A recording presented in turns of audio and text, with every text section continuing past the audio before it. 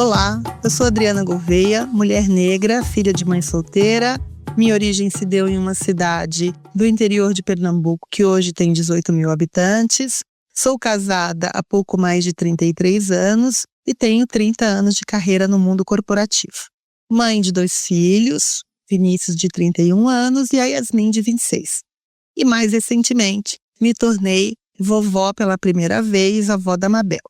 Durante a minha trajetória profissional, eu já realizei centenas de palestras, de workshops sobre carreira e empoderamento feminino e as dificuldades que são enfrentadas neste tema. O sentimento que eu sempre fiquei, assim, no final de cada uma dessas palestras, sempre dentro dos ambientes corporativos das empresas onde eu estava, é que eu podia fazer mais, né? Que o grupo que eu estava atingindo ali de pessoas, de mulheres, era um grupo que já fazia parte de uma bolha, né? Um grupo que, pelo simples fato de estar ali, já tem um acesso diferente a algumas informações, né? Esse meu incômodo, ele foi crescendo a cada ano, né? Obviamente, eu tinha ali a minha carreira também em construção, e nós vamos ter a oportunidade de falar em outros episódios. E eu comecei, a partir deste incômodo, pensar que tipo de conteúdo eu poderia desenvolver para compartilhar e alcançar outras mulheres e meninas que não teriam possibilidade de ter acesso a essas informações. No começo de 2024, eu decidi, com investimento próprio, contratar uma pessoa para me ajudar, uma roteirista e jornalista, e mesmo compartilhando ali com a agenda de trabalho, família, foi crescendo de uma forma tão natural na minha cabeça o objetivo desse podcast, que a coisa fluiu muito bem, né? E com a ajuda de muitas mulheres que eu conheci ao longo do tempo, assim, a gente não se dá conta de quantas vão entrando na nossa cadeia de relacionamento. Eu comecei uma lista olhando as minhas redes sociais, enfim. E hoje essa lista tem 36 mulheres e não é que ela parou, né? Mulheres que estão em posições de carreira, que tem muita coisa para compartilhar. Não está limitada a 36 mulheres, é que eu não consegui terminar ainda, né? Eu não sei se alguém vai ouvir esse podcast, mas se você ouvir, espero que os temas discutidos aqui ajudem de alguma forma, e se não te ajudarem, que você conheça uma mulher ou uma menina que possa se orientar ou criar uma referência a partir, seja da minha experiência ou das experiências das minhas convidadas, que vão aqui a cada 2 semanas compartilhar suas trajetórias com vocês.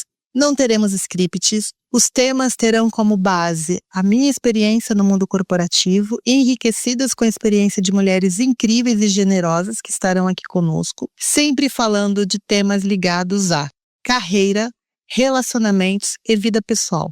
Não dá para falar de carreira, eu pelo menos nunca consegui falar de carreira desassociando o impacto da carreira nesses outros aspectos da nossa vida. Sem glamour, então não tem romantização, também não vai ter um ataque a nenhuma carreira, é a discussão de carreira feminina, do empoderamento da mulher branca ou negra. Nós sabemos que a mulher negra tem uma dificuldade maior, é verdade sim. Conversas honestas e sem filtros. Quais são os aprendizados? Quais foram os aprendizados de cada uma dessas mulheres? Os sacrifícios encontrados, ou simplesmente por serem mulheres, ou por estarem em posições que não se espera que uma mulher esteja. Então, esse é o objetivo principal desse podcast. Mas antes, deixa eu contar um pouco da história por trás do nome deste podcast. Maria Felipa Cast. Você sabe quem foi Maria Felipa? Poucas pessoas conhecem a história dessa mulher incrível e poderosa. No mundo como um todo, as participações históricas das mulheres, de alguma forma, são esquecidas ou até mesmo escondidas. Eu acredito que em alguns episódios, assim, desse esquecimento, desse apagamento, de uma forma intencional, e outros simplesmente porque é muito mais comum retratar a história de homens fortes que tomaram decisões importantes, né? Mas estamos mudando bastante isso. No caso de Maria Felipa, em algum momento, ali a partir do ano de 2019, não só ela, mas Maria Felipa, Maria Quitéria, várias Marias que tiveram relações diretas com a história do nosso país, os nomes começaram a surgir. E eu me empolguei com a história dela, né? Maria Felipa, ela foi uma figura super importante na luta pela independência do Brasil, na Bahia. Ela nasceu na ilha de Taparica, era uma pescadora, capoeirista e, claro, uma mulher negra muito corajosa. Por volta de 1823, ela reuniu um grupo de 40 mulheres que ficaram conhecidas como as vedetas. Por ela ser pescadora e conhecer muito a trajetória do mar e dos rios do recôncavo baiano, elas se tornaram vigias deste território e ajudaram os homens a impedir o avanço dos navios portugueses via rota marítima. Então, elas tiveram participações ali de queima de navios para impedir ali o comando geral, né, dos portugueses. Também ajudou a organizar as trincheiras e forneceu alimentos para os combatentes que lutavam contra este domínio português na Bahia. Apesar da sua história ser pouco falada e pouco documentada, sua coragem é exaltada pelo povo baiano, que a trata como um símbolo de resistência, coragem e de poder da mulher negra. Esse é um resumo muito breve, tem muita coisa para ler sobre ela. Essa homenagem, usando o nome da Maria Felipa, é uma referência a tantas outras de nós que vivemos as nossas próprias batalhas. Ela, dentro do seu ambiente, visto por muitos ali, né, como insignificante, irrelevante, ela conseguiu mobilizar um grupo de mulheres que juntas fizeram uma diferença enorme na história do país, né, num momento histórico muito importante. Todo o conteúdo que nós vamos discutir aqui foi criado para mulheres que estão ou não em posições de liderança e que querem saber mais sobre os desafios encontrados ao escolher carreiras em mercados, empresas e posições, historicamente, mesmo reconhecendo que isso vem mudando numa velocidade, a meu ver, pequena, mas historicamente posições ocupadas por homens brancos e bem formados. E para mulheres que estão fora do mercado do trabalho, mas que enfrentam desafios como relacionamentos abusivos, cobrança como única responsável pelo cuidado da sua família, o que muitas vezes se torna uma limitação difícil de transpor, de forma que não consegue cuidar de si mesma, saúde física e mental, dentre outros assuntos. Sempre com uma ou mais convidadas. Os episódios, como eu já disse, serão quinzenais e a cada 2 meses nós teremos um episódio especial. O nome do episódio é Balaio das Jurubebas. Eu vou contar para vocês depois, em um outro episódio, o que é o balaio, de onde veio a referência do nome. A cada 2 meses teremos esse episódio. No balaio, o tema vai ser debatido por, no mínimo, 2 mulheres, né? Então, é uma conversa mais aberta, menos voltada para a história profissional de cada uma e mais voltada para o contexto de um tema específico. Aguardem. Fazer a diferença na vida das mulheres é a essência desse espaço. Aqui, por meio de troca de experiências, uma mulher apoia a outra através das suas histórias, totalmente focadas em exemplos claros que podem ser usados por muitas que viveram ou estão neste momento em situações muito parecidas. Em cada episódio, teremos temas que serão discutidos de forma aberta. Nesse espaço aqui, nós vamos ser bem sinceras. E por isso, já quero avisar que nós vamos desromantizar essa ideia de que construir uma carreira é fácil. Não, é difícil pra caramba. Muitas vezes a gente se vê sozinha e perdida e, infelizmente, nesta construção não faltam pessoas para te desmotivar. Eu já topei com muitas pessoas que me disseram que mercado financeiro não era coisa para mulher, que eu tinha que tentar outras posições. Como mulher negra, no início da minha carreira, o objetivo era simplesmente ganhar dinheiro. Eu precisava pagar as contas. Não havia nenhum grande plano a respeito do tema. Eu não consigo falar da linha do tempo da minha carreira sem trazer alguns elementos da minha vida pessoal. Então, eu comecei a trabalhar com 14 anos, em 1987, como caixa de supermercado. Era o primeiro emprego, eu precisava fazer grana, eu era solteira, meu primeiro emprego foi caixa de supermercado. Depois eu fui atendente, eu tinha 17 anos, eu me casei muito jovem, eu casei com 17 anos, fui trabalhar no telemarketing. Aos 19 anos, eu fui mãe, o meu filho hoje tem 31 anos, como eu falei no início. Fiquei no telemarketing ali do ano de 95 até o ano 2000. Nestes 5 anos, eu de fato tive ali uma trajetória de carreira mais acelerada. Então, em 5 anos, eu fui atendente, supervisora, coordenadora, gerente, e em 2000 eu estava como gerente executivo. Então, eu tinha ali 27 anos, quando pelos cargos que a gente conhece hoje, eu estava numa posição executiva dentro de uma empresa do mundo de call center. E em 2000 eu fui para um banco, né? Na verdade não era um banco, era uma empresa de cartão de crédito, uma processadora de cartão de crédito. E lá eu passei por várias áreas, muitas áreas, mas sempre voltada para operações. Em 2006 eu fui para um outro banco, fui para uma outra instituição financeira, onde eu permaneci por 19 anos. E aí também sempre em posições de executiva. Em 2019 eu decidi fazer uma mudança, quero fazer outra coisa, estava com 46 anos, com aquela sensação de, cara, putz, eu posso fazer mais, eu quero aprender mais. E nessa época foi uma coisa muito engraçada, porque as pessoas falavam para mim assim, mas o que você quer mais? Olha onde você chegou, você não imaginava que você ia chegar tão longe. E até amigos mesmos falavam isso para mim, assim, Adri, tá bom, cara, o que você quer mais? E aquilo começou, e eles não falavam por mal, mas é aquela coisa do tipo, sempre tá por trás, olha de onde você veio, onde você está. E isso começou a me incomodar muito, porque não tem limite para onde eu quero estar, né? Não posso limitar isso à minha origem, né? Putz, não sou branca, não estudei em grandes faculdades, e isso por si só quer dizer que tem um limite até onde eu vou chegar. A empresa era fantástica, mas eu mudei, né? Assim, eu precisava fazer outra coisa. E aí tomei uma decisão de sair da empresa e entrei numa outra empresa do mundo de fintech para construir do zero. E fiquei 5 anos fazendo isso. Foi incrível, assim, a quantidade de coisas que eu aprendi e quebrei o limite de onde as pessoas diziam que eu tinha que estar, né? Então, essa coisa da mudança, eu tenho uma mente muito inquieta, né? Eu não sei quais são as próximas mudanças, mas eu decidi também sair da fintech, encerrei ali o meu capítulo, um capítulo de uma história incrível e me dedicando a outras coisas. Uma das coisas é esse espaço aqui.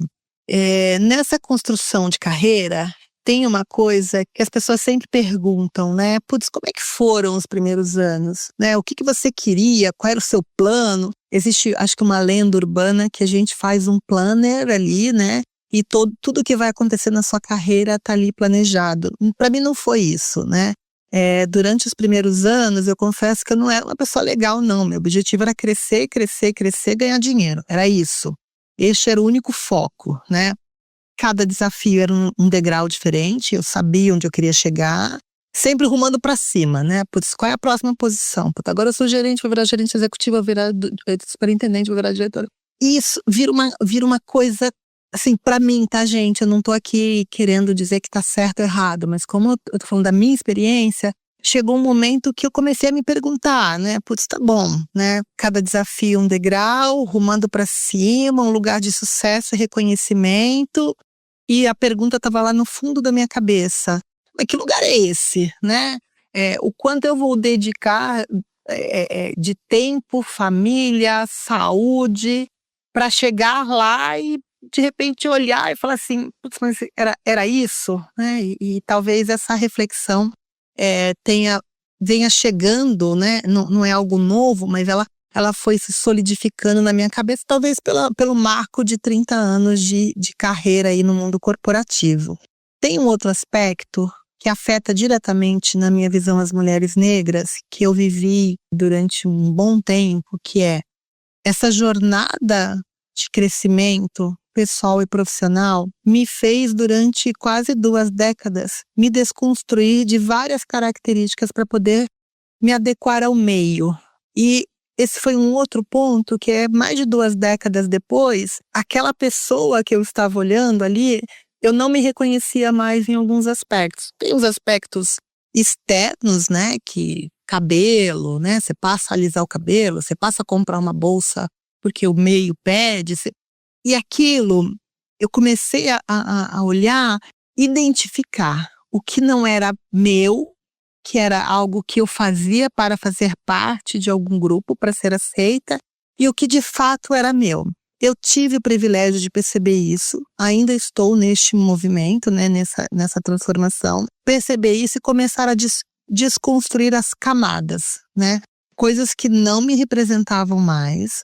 Tem uma constatação que é muito bacana, que assim, quando eu comecei a me desprender disso tudo, que eu imaginava que as pessoas queriam me ver daquela forma, a coisa ficou muito mais fácil, né? Obviamente, dependendo do que você desconstrói, o ambiente te cobra. Então, um exemplo, né? Dependendo da empresa que você está, o fato de você colocar um tênis e uma calça jeans em plena terça-feira, alguém pode falar alguma coisa com você, isso já aconteceu, mas coisas do tipo, cara, cortei o cabelo, não vou mais fazer escova progressiva, né? Tirei tudo, cortei lá, fiz um corte masculino. Conforme o cabelo vai crescendo, aí vem as perguntas. Ah, você parou de alisar seu cabelo? Então tem aquele período da transição, mas depois que passa esse período, que é um período mais difícil, as pessoas te reconhecem mais autêntica. Então, isso para mim é algo que eu vim construindo, né? A transição capilar, gente, é um inferno, porque demora muito, acho que foi uns 3 ou 4 anos para fazer. Mas depois, junto com isso, eu não sei se é porque não estudei sobre isso, é um tema que eu preciso estudar. A desconstrução capilar me fez uma diferença enorme na forma como eu me posiciono, na forma como eu me aceito. Vou estudar sobre isso, prometo. Esse processo de desconstrução, ele ainda continua, como eu falei. Nenhuma posição que eu ocupei até agora me deu isso.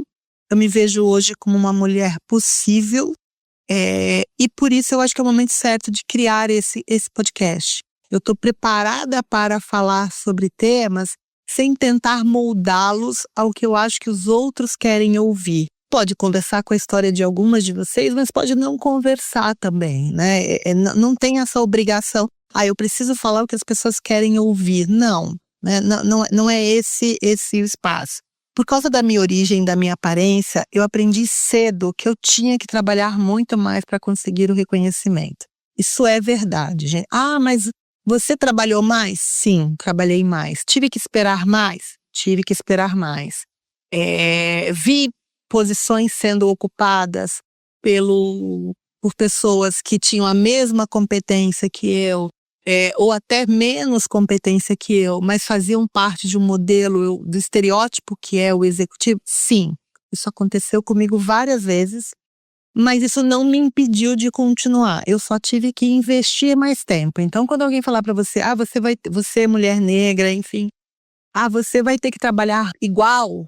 Desculpa, isso ainda não é a nossa realidade, não é verdade.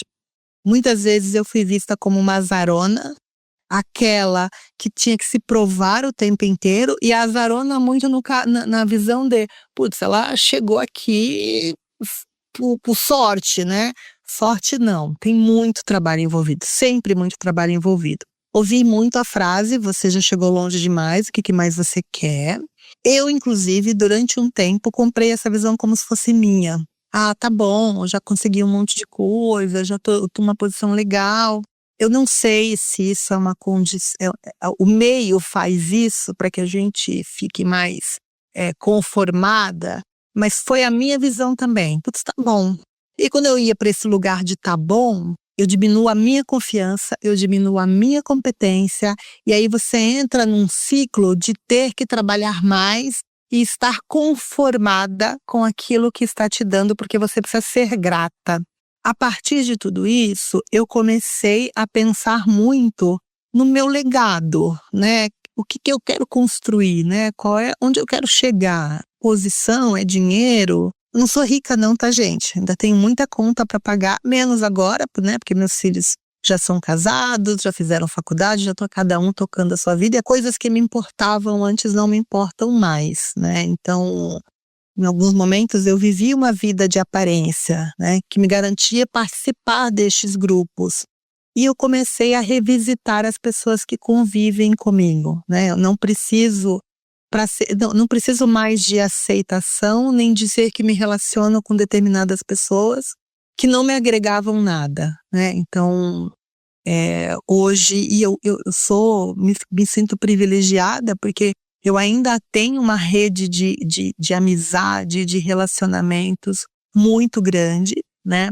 Mais pessoas que antes eu incluiria nessa lista, nesse rol, meramente porque fazem parte de um grupo que eu achava que eu precisava fazer, hoje não fazem mais parte dele. É muito claro que algumas posições executivas em grandes empresas são, em sua maioria, ocupadas por homens brancos, de classe média alta e formados nas melhores escolas do Brasil ou do exterior. Não que estar neste grupo, fazer parte deste grupo seja um problema. O problema é praticamente não haver espaço para mulheres, independente de origem e cor, né? Deveriam ser posições ocupadas por competência. Todo o resto deveria ser secundário, mas não é. Compartilhando aqui um pouco de estatística, tem um reporte que saiu em 2024, que é um reporte anual da evolução de mulheres em posição de liderança.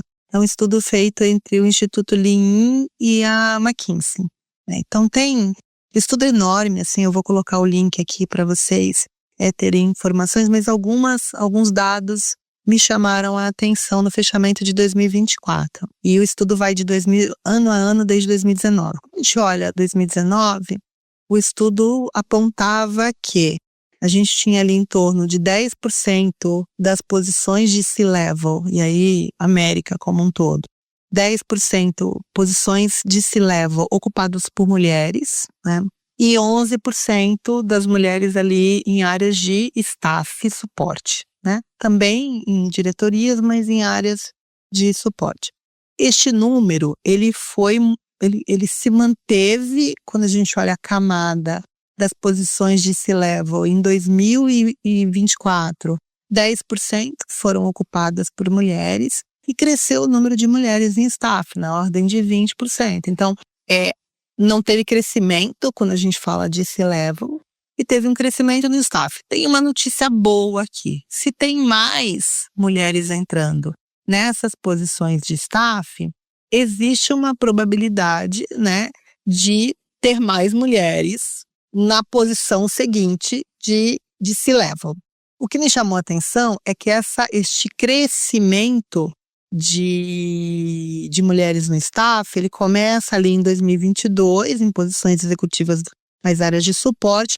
Ele começa em 2022 com 16% dos cargos ocupados por mulheres, 20% em 2024, mas a cadeia de C-level não muda. Então, assim, não adianta permitir a entrada, né, em determinados cargos, senão não vai haver uma possibilidade real de encarreiramento. Então, eu vou colocar o estudo inteiro, porque acho que tem muita coisa que eu estou falando de uma forma geral, mas quando a gente faz um drill down desses 20% de mulheres em posição de staff, menos de 15% são cargos ocupados por mulheres negras. Se você vai para o C-level, aí o número é pior ainda, né? Então, acho que tem muita coisa para fazer, muita coisa para falar. Tem alguns estudos que já mostram que durante a pandemia a gente acabou tendo um degrau quebrado ali dessa evolução das mulheres em algumas posições.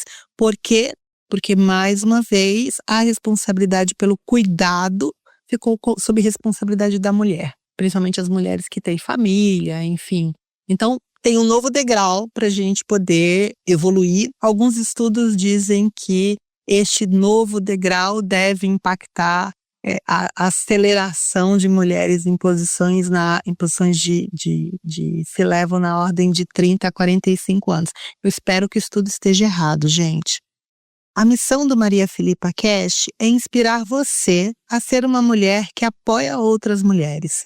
A gente tem um poder enorme de fato praticar sororidade, ajudar, elogiar e apoiar umas às outras. Isso ainda não é algo comum, acho que cresceu muito mas ainda existe uma certa competitividade entre as mulheres em posições de liderança que ela é desnecessária, e acho que esse vácuo que a gente permite ali por conta desta competitividade, ele é usado de uma forma a desacelerar o encarreiramento da mulher. Então, eu acho que é um ponto, relacionamento entre mulheres, é parceria, reconhecer o bom trabalho, se colocar para ajudar. Acho que a gente tem bastante oportunidade para evoluir no mundo corporativo.